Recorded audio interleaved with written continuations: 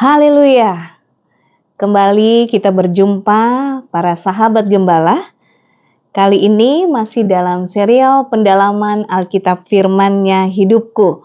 Dan secara khusus kita akan membahas tema tentang antikris dalam perspektif Perjanjian Lama dan Perjanjian Baru.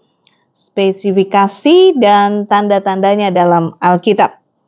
Sebelum kita memulainya, mari kita satu di dalam doa. Kami mengucap syukur untuk penyertaan-Mu Tuhan. Waktu-waktu yang ada Engkau berikan bagi kami untuk belajar dari kebenaran firman-Mu, sehingga kami lebih memahami kehendak-Mu di akhir zaman ini. Secara khusus, saat ini kami akan belajar kembali sebuah tema tentang antikris. Maka Tuhan menolong kami, memberikan kami hikmat, memberikan kami pengertian untuk memahami kebenaran-Mu. Berdoa juga buat hamba-Mu yang akan menjelaskan kebenaran-Mu. Engkau memberkati hamba-Mu, Engkau pakai kehidupan hamba-Mu, sehingga melewat pendalaman Alkitab saat ini, kami semua boleh dibukakan rahasia firman-Mu, sehingga kami bisa hidup bijaksana di akhir zaman ini. Terima kasih Tuhan untuk kebaikan, kemurahan, dan anugerah-Mu. Kami memulai pendalaman Alkitab kami saat ini di dalam nama Tuhan Yesus Kristus. Haleluya. Amin. Ya, baik sahabat gembala. Seperti yang saya sudah ungkapkan di awal, bahwa episode kita kali ini membahas tentang antikris mulai dari Perjanjian Lama sampai Perjanjian Baru, ya. Dan ini nanti akan membuat kita semakin jelas tentang antikris, mengerti tanda-tanda kemunculannya seperti yang tertulis di dalam Alkitab. Bersama kita sudah ada Pak Gem, Bapak Gembala Pendeta Haniel van de Krop. Haleluya. Puji Tuhan. Kita akan membahas secara tuntas tentang antikris.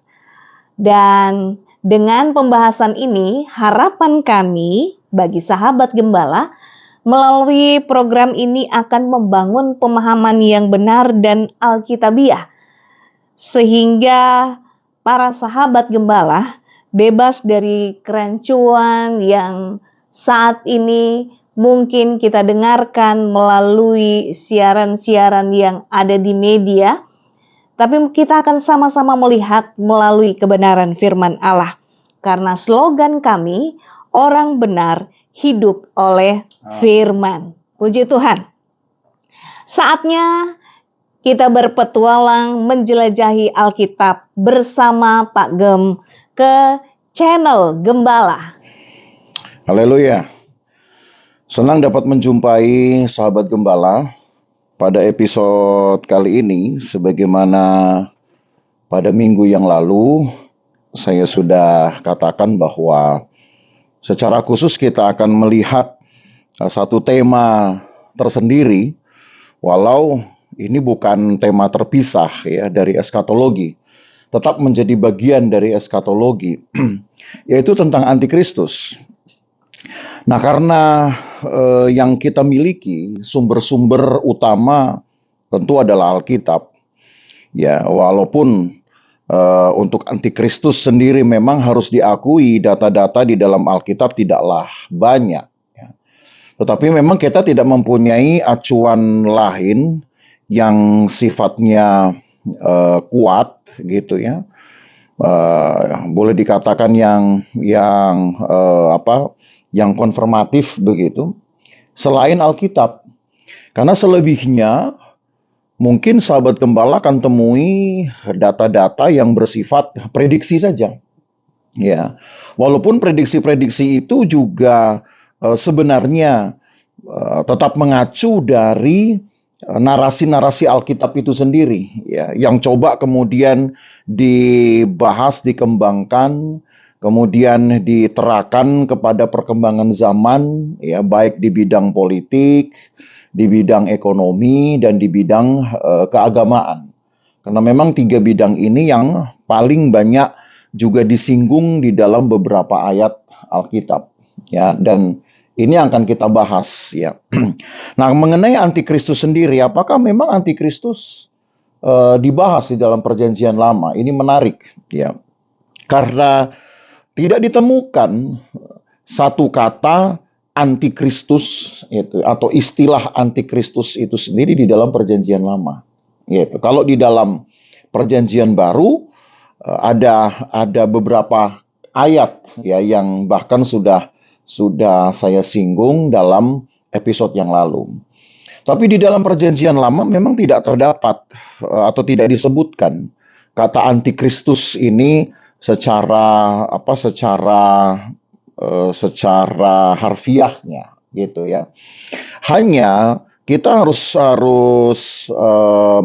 memahami juga ya, dan tidak saya rasa tidak bisa kita mengelak juga bahwa ada dua ayat lah, 2 atau 3 ayat ya, di dalam Perjanjian Lama yang membahas tentang antikristus, walau itu terbingkai di dalam karakteristik tipologi. Ya, jadi makanya kenapa tadi saya sebut tidak akan kita jumpai kata antikristus itu. Ya, tetapi tema atau gagasan tentang antikristus di dalam Perjanjian Lama terbingkai itu ya di dalam karakteristik tipologis. Nah, itu sebabnya perlu kita melihat karakteristik tipologis seperti apa gitu ya yang disebutkan di dalam Perjanjian Lama untuk menjelaskan tentang antikristus ini.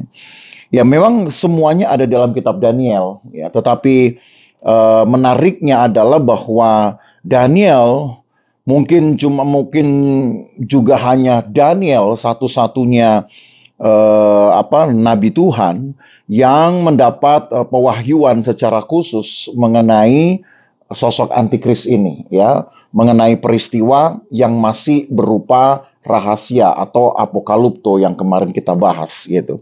Yang pertama kita perlu melihat di dalam Daniel pasal yang ke-7 ayat yang ke-25. Saya baca ayat ini supaya sahabat gembala dapat mengetahui secara lebih lebih jelas apa yang sedang diungkapkan oleh Daniel ini di dalam dengan penglihatannya. Daniel pasal yang ke-7 ayat yang ke-23 sampai 25. Saya bacakan begini. Maka demikianlah katanya, binatang yang keempat itu ialah kerajaan yang keempat yang akan ada di bumi, yang akan berbeda dengan segala kerajaan dan akan menelan seluruh bumi, menginjak-injaknya dan meremukkannya. Ke-10 tanduk itu ialah ke-10 raja yang muncul dari kerajaan itu. Sesudah mereka akan muncul seorang raja, dia berbeda dengan raja-raja yang dahulu dan akan merendahkan 3 raja. Ia akan mengucapkan perkataan yang menentang Yang Maha Tinggi dan akan menganiaya orang-orang kudus milik Yang Maha Tinggi. Ia berusaha untuk mengubah waktu dan hukum, dan mereka akan diserahkan ke dalam tangannya selama 1 masa dan 2 masa dan setengah masa. Jadi ada beberapa indikator-indikator yang bisa dikatakan sinkron dengan data-data di dalam kitab Wahyu. Nanti ayat-ayat atau data-data dalam kitab Wahyu juga akan kita lihat ya, supaya sahabat gembala bisa tahu di mana kecocokannya ya, di mana sinkronnya. Tapi kalau kita identifikasi ya tentang binatang keempat yang pada akhirnya oleh banyak sekali ahli sejarah ya, bukan hanya dari kalangan gereja kita saja, tapi juga bahkan dari Eropa pun dapat menyebutkan, mengidentifikasi bahwa 4 kerajaan ini merupakan kerajaan-kerajaan yang pernah bersinggungan dengan Israel dan dengan pelayanan Yesus. Begitu ya. Seperti Babel, lalu kemudian Persia, kemudian Yunani, kemudian Roma, dan akhirnya yang disebutkan ini itu satu kerajaan yang teridentifikasi dengan jelas, yaitu pertama ada di ayat yang ke-25, yaitu yang mengucapkan perkataan yang menentang yang maha tinggi. Dan indikator ini tadi saya sudah katakan juga disebutkan nanti di dalam kitab Wahyu. Lalu berikutnya, yang menganiaya orang-orang kudus milik yang maha tinggi. Dan itu juga disebutkan di dalam kitab Wahyu. Dan terakhir adalah kalimat yang berkata, ia berusaha untuk mengubah waktu dan hukum. Ya. Ditambah lagi keterangan waktu yang boleh dikatakan memperkuat, gitu ya, memperkuat gagasan dari dibahasnya antikristus dalam perjanjian lama. Itu adalah keterangan waktu di kalimat terakhir ayat 25. Bahwa mereka akan diserahkan ke dalam tangannya selama 1 masa dan 2 masa dan setengah masa. Jadi kalau dijumlah itu berarti 3,5 masa. Dan karena 1 masa itu mewakili 1 tahun, ya, sesuai dengan hitungan sahabatnya Daniel juga, maka ketika disebutkan di sini 1 masa, 2 masa dan setengah masa, itu berarti sama dengan 1 tahun dan 2 tahun dan setengah tahun. Berarti itu totalnya 3,5 tahun. Dan keterangan waktu ini atau keterangan angka ini juga cocok dengan data-data yang disebutkan di dalam kitab Wahyu. Ya, jadi bisa kita katakan bahwa Antikristus rupanya telah dibahas atau memperoleh tempat di dalam perjanjian lama melalui pewahyuan Allah yang diberikan kepada Daniel, gitu. Nah, apa yang Daniel ucapkan di pasal 7 ini sebenarnya adalah satu pewahyuan yang masih awal sekali. Yang masih awal dari masa penawanan orang Israel. Sebutlah begitu. Karena ketika Daniel menjelaskan kembali satu karakteristik tipologis yang lain yang tercatat di dalam pasal 11. Nah, mari kita beranjak ke pasal yang ke-11. Disebutkan di sini sebuah karakteristik yang lain. Pasal 11 dari ayat 21 ini memang cukup panjang ya, ayat-ayat ini. Dari ayat 21 sampai ayat yang ke-45. Tapi saya akan potong-potong saja berdasarkan indikasi-indikasi yang sama dengan pasal 7 tadi dan juga dengan kitab Wahyu. Walaupun di kitab Wahyu kita belum membacanya ya. Tapi kita simpan dulu saja Pak, setidaknya sudah ada beberapa identifikasi yang kita bisa yang bisa kita urutkan begitu, yang bisa kita daftarkan dari pasal 7. Nah, di pasal 11 mulai ayat 21, mari kita baca. Menggantikan dia akan muncul seorang yang hina, yang tidak memperoleh martabat raja. Tapi dengan tak disangka-sangka ia akan datang merebut kedudukan raja dengan perbuatan-perbuatan licin. Seorang yang hina. Jadi dalam sejarah memang pada akhirnya diidentifikasi, saudara, ketika kerajaan Yunani sudah terbagi-bagi oleh keempat jenderal dari Alexander the Great, ya, dari Alexander Agung, maka keempat jenderal yang mendapat atau yang membagi-bagi kerajaan Yunani, pimpinan dari Alexander the Great itu mengerucut menjadi 2 kekuatan besar yang kemudian dikenal dengan kekuatan utara dan kekuatan selatan. Gitu. Kekuatan utara sebenarnya tidak lain juga terdiri dari 2 koalisi besar, begitu juga kekuatan selatan yang juga terdiri dari gabungan koalisi besar. Ya. Nah, yang dimaksud kemudian dengan seorang menggantikan dia akan muncul seorang yang hina dan kemudian mendapat kedudukan raja, karena raja ini diidentifikasi kemudian sebagai seorang yang tidak datang dari garis keturunan raja. Tetapi sesuai dengan narasi Daniel bahwa dia akan merebut kedudukan raja dengan perbuatan-perbuatan licin. Jadi dia rupanya membuat satu strategi yang jelek lah, yang kotor sekali, sehingga dengan strategi itu dia dapat meraih kedudukan raja, walau sebenarnya dia memang tidak layak menjadi raja, dan karena memang tidak ada yang menghendaki dia menjadi raja. Dan juga dia tidak datang dari garis keturunan raja. Gitu. Nah, lalu apa yang diperbuatnya? Nah, kita loncat ayat 36 saja. Ayat 36, raja itu, jadi raja yang tadi meraih kedudukannya karena perbuatan yang licin, seorang yang hina itu, ya. Ditulis ayat 36, akan berbuat sekehendak hati, ia akan meninggikan dan membesarkan dirinya terhadap setiap Allah, juga terhadap Allah yang mengatasi segala Allah. Ia akan mengucapkan kata-kata yang tak senonoh sama sekali. Dan ia akan beruntung sampai akhir murka itu, sebab apa yang telah ditetapkan akan terjadi. Nah, satu indikasi yang dituliskan di dalam ayat ini adalah dia kemudian menentang, mengucapkan kata-kata yang tidak senonoh terhadap Allah. Allah yang mengatasi segala Allah. Nah, indikasi ini boleh saya katakan cocok dengan apa yang Daniel pernah ucapkan di masa awal dari penawanan Israel yang tadi dicatat di pasal yang ke-7. So, kalau dihitung-hitung jarak antara ucapan Daniel di pasal yang ke-7 dengan Daniel pasal yang ke-11 ini, paling tidak kalau dihitung ada lebih dari 20 tahun. Gitu.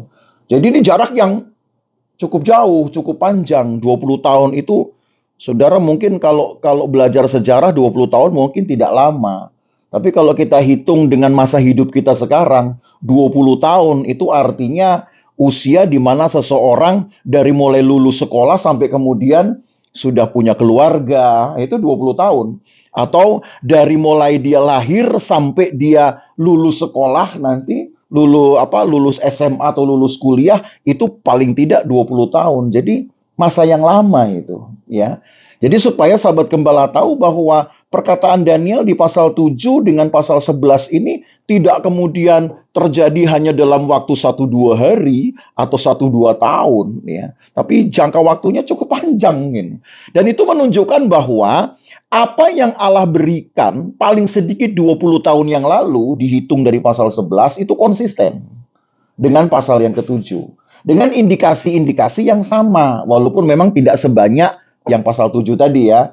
Yang pasal 7 kan lebih banyak karena disebut juga melawan yang maha tinggi, menganiaya orang-orang kudus milik yang maha tinggi, lalu mengubah waktu dan hukum, dan yang keempat muncul keterangan waktu, yaitu memerintah 3,5 masa. Nah, memang berbeda di pasal yang ke-11 ini, tidak disebutkan sebanyak identifikasi pasal 7. Tetapi yang jelas bahwa dengan narasi yang berkata dia melawan Allah segala Allah, maka boleh dikatakan identifikasi inilah, karakteristik inilah yang konsisten dengan apa yang nanti di kitab Wahyu juga dituliskan. Jadi memang kalau merujuk kepada data-data perjanjian lama ya hanya ini gitu ya. Dan kita tidak temukan ayat-ayat rujukan yang lain gitu. Jadi paling tidak sahabat gembala yang ingin saya katakan bahwa antikristus ini sudah dinubuatkan gitu. Jadi ini juga menjadi sebuah pemahaman kunci ya. Kunci dari pemahaman holistik Alkitab, bahwa antikristus itu bukan kemudian ditambahkan peristiwanya pada periode-periode berikutnya dari rangkaian pekerjaan Allah. Bahwa antikristus ini juga sebenarnya sudah ada di dalam pekerjaan Allah gitu. Kalau kita pikir untuk apa? Ya, seperti yang kita bahas pada episode-episode yang lalu, bahwa penderitaan yang akan disebabkan juga oleh antikris gitu. Dan bahkan sebenarnya bukan di masa antikrisnya ya, di masa pra-antikris ini, menjelang antikris datang. Itu kan kesusahan juga sudah diidentifikasi akan meningkat gitu. Tapi justru ketika Allah masukkan itu di dalam satu rangkaian besar pekerjaan Allah, maka penderitaan itu kan akan menguji iman, kan begitu ya? Akan menguji kualitas iman sehingga kita bisa betul-betul menjadi terang gitu, menjadi logam yang dapat memperindah dunia. Dan itu yang pernah kita bahas pada episode yang lalu. Jadi kita harus berpikir bahwa memang pekerjaan Allah ini sebenarnya sudah terangkai secara utuh sejak dari awal. Bahkan sebelum peristiwa itu terjadi, atau bisa saya katakan sebelum peristiwa itu teridentifikasi. Wah, ternyata seru juga ya Pak Gem. Dari perjanjian lama ternyata antikris itu sudah dibahas ya. Dan kalau kemudian kita lihat nih, tadi kan sudah kita bahas di perjanjian lama, sekarang kita akan lihat di perjanjian baru.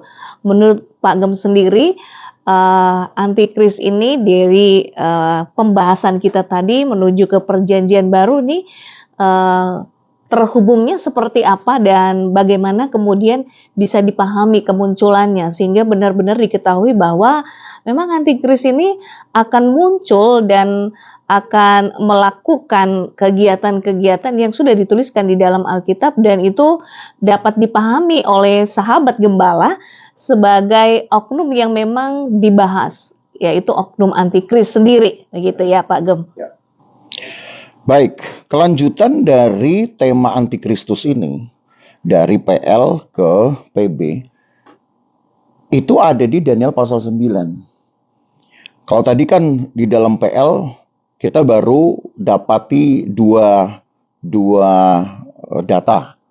Pasal 7, ya, tentang binatang keempat, lalu pasal 11 tentang seorang raja yang datang dari seorang yang hina, gitu ya, bukan dari garis keturunan raja-raja. Nah, justru jembatan penghubung dari tema antikris di perjanjian baru itu dari Daniel pasal 9. Gitu. Kenapa? Karena di dalam pasal 9 lah Tuhan memberikan kepada Daniel sebuah pewahyuan yang mencakup satu masa yang lengkap antara Daniel pasal 7 dan Daniel pasal 11 itu dengan kitab Wahyu. Nah, gitu. Jadi semua yang tadi kita kumpulkan dalam identitas di pasal 7 dan pasal 11 itu disebutkan kemudian di Wahyu pasal 13 itu ternyata melengkapi data-data dari pasal 9. Nah, tentu kita harus baca dulu nih Daniel pasal yang ke-9 ya. Mari kita lihat Daniel pasal 9. Di sini memang temanya adalah 70 sahabat ya. 70 sahabat Daniel, walau kita tidak akan melihat 70 sahabat ini secara detail ya, karena kita memang tidak membahas 70 sahabat. Tetapi yang saya ingin tekankan adalah keterangan waktunya. Coba kita lihat dari ayat yang ke-25. Daniel pasal 9 ayat 25 sampai ayat yang ke-27 ya. Tapi tidak perlu saya baca semua karena memang takut waktu tidak ada, ini waktu kepanjangan nanti ya. Jadi saya akan potong-potong saja dari ayat-ayat yang memang kita perlukan ini ya. Tapi cerita lengkapnya ya dari ayat 25 sampai 27. Begini, Daniel pasal 9. Maka ketahuilah dan pahamilah dari saat firman itu keluar, yakni bahwa Yerusalem akan dipulihkan dan dibangun kembali sampai pada kedatangan seorang yang diurapi, seorang raja. Ada 7 kali 7 masa dan 62 kali 7 masa lamanya. Kota itu akan dibangun dan seterusnya. Dari ayat ini kita dapati keterangan waktu ada 7 kali 7 masa dan 62 kali 7 masa. Kalau tadi kita dapati data di pasal 7 tentang binatang keempat yang memerintah 1 masa, 2 masa, setengah masa, itu kan sama dengan 1 tahun, 2 tahun, dan setengah tahun ya. Artinya masa di sini kan artinya atau sama dengan tahun. Satu masa berarti sama dengan 1 tahun gitu. Nah, yang Daniel sebutkan kemudian di pasal yang ke-9 itu adalah 69 kali 7 gitu ya. Berarti ini 69 kali 7 tahun gitu. Sebuah bilangan yang cukup panjang, mencakup masa dari ketika Yerusalem itu akan dibangun kembali sampai kemudian datangnya Mesias. Gitu toh. Sebab di ayat yang ke-25 tadi ada kalimat begini, sampai pada kedatangan seorang yang diurapi. Dalam bahasa Ibrani, seorang yang diurapi digunakan kata Mesiah. Gitu, Masiah. Kata Masiah inilah yang kemudian di dalam Perjanjian Baru dikenal dengan kata Mesias, ya, Yesus Mesias. Nanti juga malaikat Gabriel menyebutkan kata itu, gitu ya, kepada Maria. Ya. Jadi kata Mesias datang dari kata ini, Masiah, itu ya, di dalam Daniel 9 ayat yang ke-25.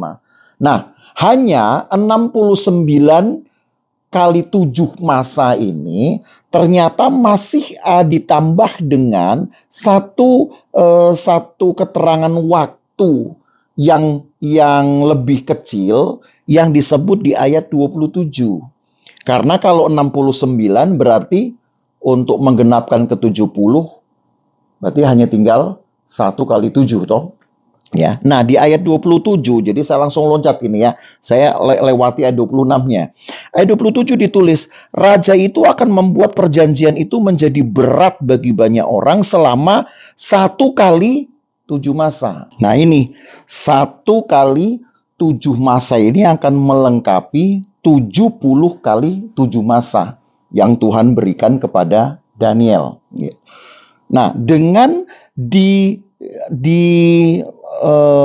ayat 27 ya, dengan dihentikannya atau dengan dibaginya, ya lebih tepat saya katakan, dengan dibaginya 1 kali 7 masa itu ya, menjadi separuh untuk masa di mana Mesias akan menghentikan korban, gitu.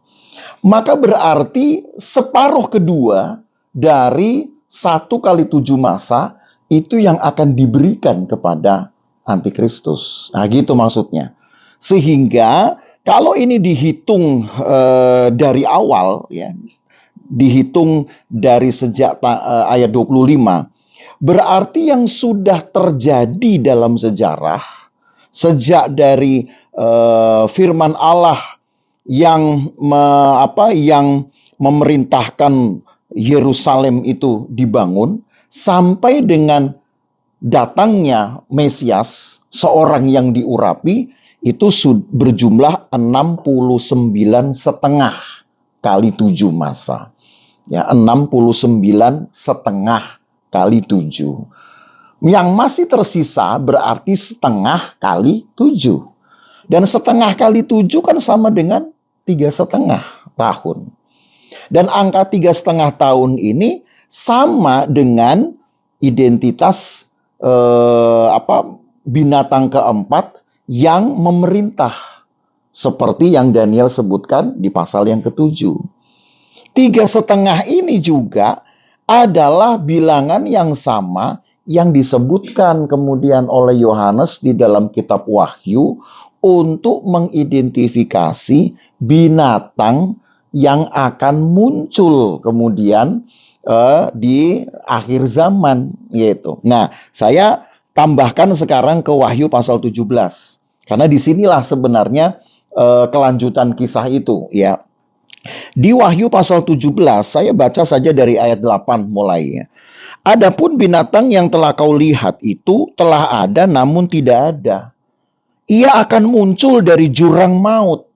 Nah, binatang yang muncul dari jurang maut ini nanti dijelaskan di pasal 13, gitu. Mulai pasal yang 9 bahkan. Nanti kemudian dijelaskan lagi pasal 13 di kitab Wahyu, maksudnya ini ya, pasal 9 Wahyu dan pasal 13 Wahyu. Jadi ini merupakan satu identitas yang sama gitu. Tapi saya belum ke sana dulu ya. Saya ingin kita fokus dulu pada keterangan waktunya ini. Ia menuju kepada kebinasaan, dan mereka yang diam di bumi, yaitu mereka yang tidak tertulis di dalam kitab kehidupan sejak dunia dijadikan, akan heran apabila mereka melihat bahwa binatang itu telah ada namun tidak ada dan akan muncul lagi. Ini ada dua keterangan waktu nih. Pertama, binatang itu telah ada namun tidak ada. Maksudnya apa? Maksudnya bahwa binatang ini sudah pernah ada dalam sejarah. Yang menjadi karakteristik tipologis dari binatang ini tidak lain adalah apa yang tadi disebutkan Daniel pasal 7. Gitu loh. Jadi ketika Yohanes menyebut binatang ini telah ada namun tidak ada, berarti ini menunjuk kepada satu raja yang sudah disebutkan sebelumnya, sudah ada dalam sejarah, tapi kemudian ya tentu dia sudah menjadi bagian dalam sejarah, sudah berakhir masa kerajaannya. Siapa dia ini? Itu tadi yang disebutkan Daniel pasal 7 sebagai binatang keempat dan Daniel pasal 11 sebagai orang hina yang tiba-tiba mendapatkan kekuasaan raja. Yang ternyata tadi saya singgung di dalam sejarah itu disebutkan Antiochus Epiphanes orangnya. Gitu. Lalu Yohanes menyebut di kalimat berikutnya bahwa ia akan muncul lagi. Nah, disebut muncul lagi bukan berarti raja yang dulu pernah ada dalam sejarah lalu Tuhan bangkitkan. Gitu, atau tiba-tiba dengan kuasa yang lain dia bangkit, bukan. Lagi sekali kita harus melihat ini dalam satu keutuhan tema antikris, termasuk ayat-ayat yang sudah kita bahas pada episode lalu, baik di dalam 1 Yohanes pasal 2, bahwa nanti seorang antikris akan muncul toh. Tetapi sekarang sudah banyak antikristus, berarti rohnya. Artinya antara periode yang disebut di sini raja itu telah ada namun tidak ada, sampai nanti raja itu akan muncul kembali, ini ibarat kayak purwarupa istilahnya. Artinya bukan orang yang sama, tetapi mempunyai moralitas yang sama, mempunyai pikiran yang sama, kelakuan yang sama, seperti yang diidentifikasi oleh Daniel pasal 7 dan pasal 11. Gitu loh. Nah, siapa dia? Ya tidak lain adalah antikristus, karena sudah jelas disebutkan di ayat 8, dia akan muncul dari jurang maut. Kalau tadi yang disebut dengan yang telah ada namun tidak ada, itu kan raja yang sudah ada dalam sejarah, yang muncul dari kalangan orang hina. Itu nggak akan bangkit lagi. Dan saya rasa bukan dia dong yang muncul dari jurang maut juga gitu. Karena kalau kita tambahkan nanti dengan keterangan Yohanes di Wahyu pasal 9 dan Wahyu pasal 13, barulah kita akan terang bahwa yang disebut ini adalah antikristus gitu. Ya, karena di Wahyu pasal 13 mungkin kalau ini kita baca saja Wahyu 13-nya ya. Ayat yang pertama, lalu aku melihat seekor binatang keluar dari dalam laut, bertanduk 10 dan berkepala 7, di atas tanduk-tanduk terdapat 10 mahkota, dan kepada kepalanya tertulis nama-nama hujat, dan seterusnya. Dan di pasal 17 baru kita akan mendapatkan identitas yang lebih lengkap, karena yang disebutkan dengan kepala 7 dengan mahkota 10 muncul lagi di Wahyu 17 dengan kalimat begini. Dan binatang yang pernah ada dan yang sekarang tidak ada itu, ia sendiri adalah raja ke-8. Namun demikian satu dari ke-7 itu ia menuju kepada kebinasaan. Cocok ayat-ayat ini dengan tadi yang dibahas di Daniel ya pasal 9. Dan ke-10 tanduk yang telah kau lihat itu adalah 10 raja. belum mulai memerintah, tapi 1 jam lamanya mereka akan menerima kuasa sebagai raja bersama-sama dengan binatang itu. Mereka seia sekata, kekuatan dan kekuasaan mereka berikan kepada binatang itu. Mereka akan berperang melawan anak domba. Nah, apa yang disebut dengan anak domba ini? Bukankah satu identitas yang sama seperti yang Daniel sebutkan dengan yang maha tinggi? Kan begitu. Ya, jadi artinya bahwa antikristus ini memang merupakan satu sosok, ya walaupun orangnya berbeda dengan keterangan-keterangan di Daniel, ya, baik Daniel 7 maupun Daniel 11, tetapi melihat dari keterangan waktu yang saling melengkapi atau yang bahkan yang melengkapi lah ya 70 sahabat tadi, memang antikristus itu ternyata merupakan satu sosok yang sudah teridentifikasi sepak terjangnya, saya katakan, sejak dari zaman Daniel. Mungkin itu kekuasaannya, cara dia kemudian menerapkan kebijakan pemerintahannya, cara dia mempengaruhi massa, dan dengan jelas saya perlu baca ini ya, Wahyu pasal yang 13. Dengan jelas kekuasaan itu juga dimiliki oleh antikristus ini dengan satu kalimat yang ditulis ayat yang ke Wahyu pasal 13 ya, ayat yang ke-16 dan 17. Dan ini yang perlu dicatat, bagaimana kekuasaan dari antikristus ini luar biasa. Karena ayat 16 berkata, dan ia menyebabkan sehingga kepada semua orang, kecil atau besar, kaya atau miskin, merdeka atau hamba, diberi tanda pada tangan kanannya atau pada dahinya. Dan tidak seorang pun dapat membeli atau menjual selain daripada mereka yang memakai tanda itu, yaitu nama binatang itu atau bilangan namanya. Jadi, sahabat gembala bisa bayangkan bahwa antikristus ini akan mengendalikan semua aras, saya katakan. Karena Alkitab berkata orang kaya atau miskin, orang kecil atau besar, merdeka atau hamba. Ini menunjukkan ada lapisan-lapisan masyarakat. Gitu. Orang besar, orang kecil bukan berarti postur tubuhnya, tapi ini berbicara orang berpengaruh dan orang ya yang kita sebut rakyat biasa gitu.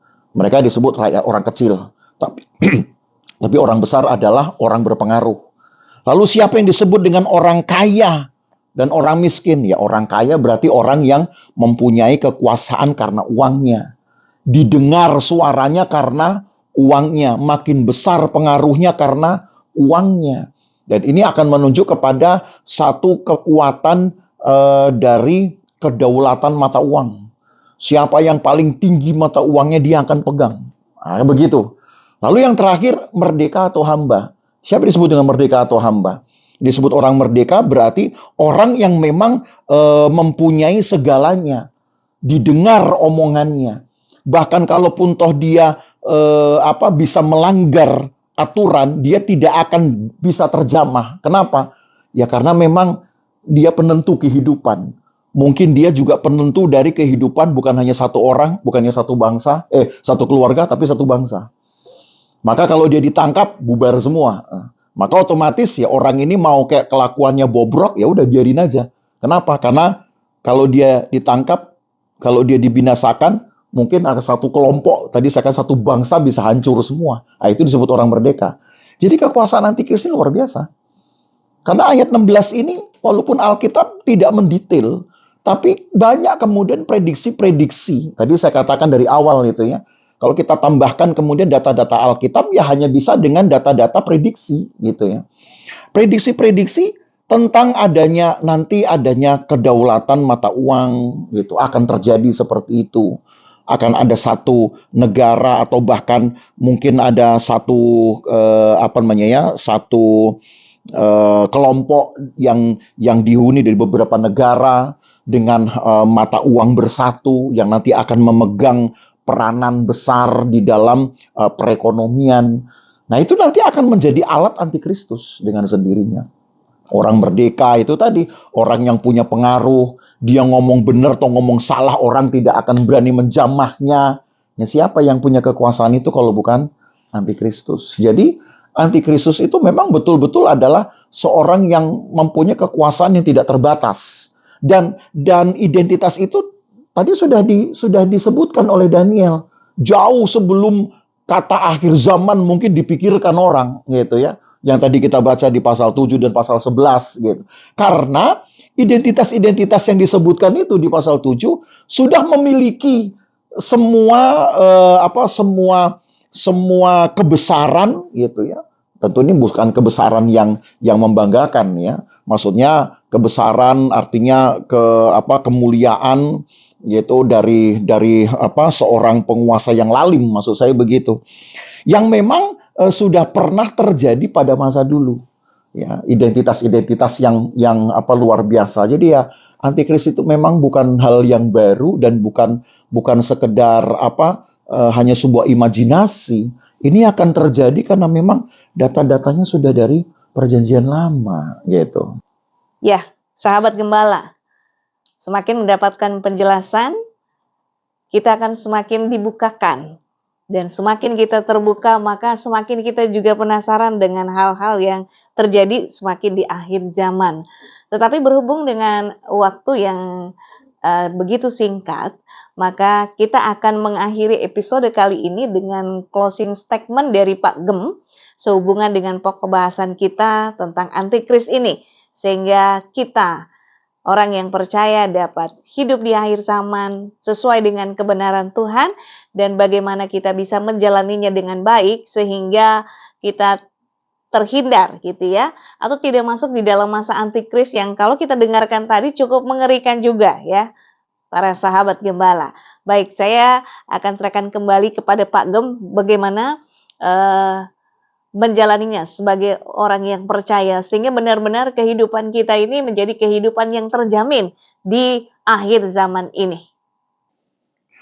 Ya, kalau dikatakan closing statement ya, mungkin saya bisa katakan bahwa yang terutama firman Tuhan itu pasti akan digenapi. Bukan hanya sekedar janji-janji tentang berkat dan kehidupan ya. Karena seringkali kalau kita bilang firman Tuhan digenapi, itu ya, orientasi kita adalah yang menyenangkan, yang menguntungkan kita. Tapi yang saya mau jelaskan, yang saya mau tegaskan lebih tepatnya, khususnya dalam rangkaian serial pendalaman Alkitab untuk tema eskatologi yang sudah 11 episode ya dengan ini, berarti kita sudah jalani. Bahwa firman Tuhan itu akan betul-betul digenapi, termasuk dari apa yang sudah diberitakan dalam perjanjian lama. Ya. Termasuk dengan satu peristiwa-peristiwa dalam rangkaian puncak gitu ya, eskatologi. Sebagaimana pernah kita bahas itu pada episode yang lalu. Dan satu dari peristiwa puncak itu adalah antikristus yang memang sangat berdekatan atau boleh dikatakan ya hanya susul menyusul begitu, walau tidak berarti susul menyusul itu dari detik ke detik gitu ya.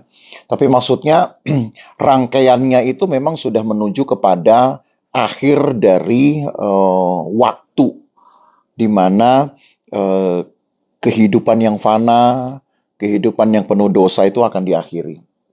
Ya. Seperti episode lalu kan sudah saya katakan bahwa dalam urutan peristiwa puncak eskatologi itu adalah masa yang sukar. Lalu kemudian gereja sempurna, ya.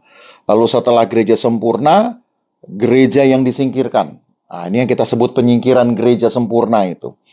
Yang boleh dikatakan bertindih tepat gitu, dengan datangnya antikristus. Nah, datangnya antikristus sudah kita lihat merupakan satu kekuatan yang didukung memang oleh setan sendiri, ya, dan diberikan keleluasaan oleh Allah hanya untuk 3,5 tahun saja, ya, 1 masa, 2 masa, dan setengah masa. Dan 3,5 tahun atau 3,5 masa ini untuk menggenapi 70 kali 7 masa, ya, yang sudah terjadi atau sudah menjadi sejarah baru 69 setengahnya. Dan setengahnya itu nanti di masa antikristus.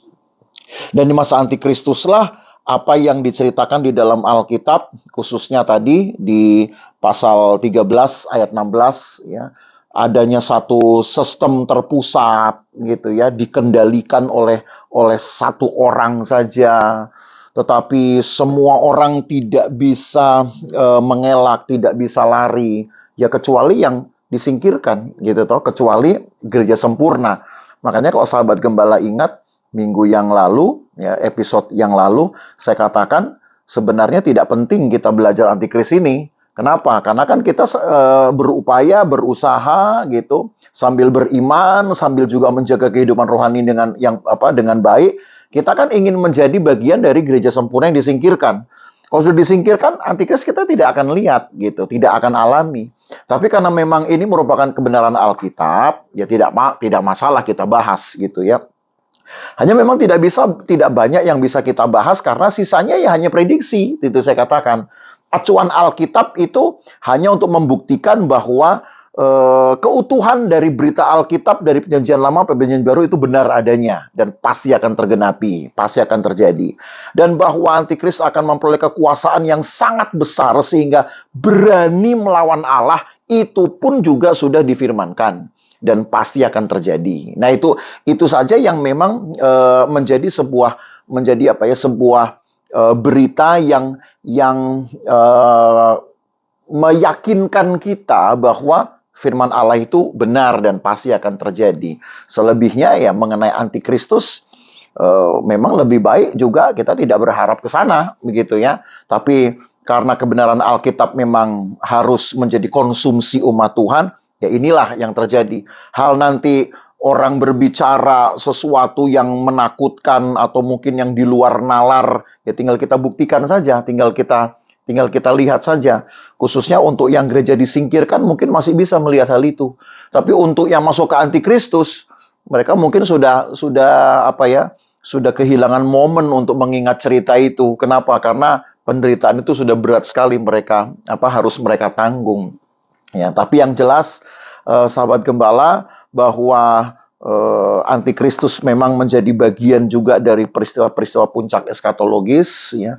Dan setelah antikristus nanti berakhir, maka sesuai dengan ayat-ayat yang episode lalu sudah diberikan, ditambah dengan tadi catatan dalam Wahyu pasal 13, ya, bahwa ketika antikristus ini melawan anak domba, maka anak domba kemudian akan mengalahkan mereka, gitu ya. Itu di Wahyu pasal 13 tadi.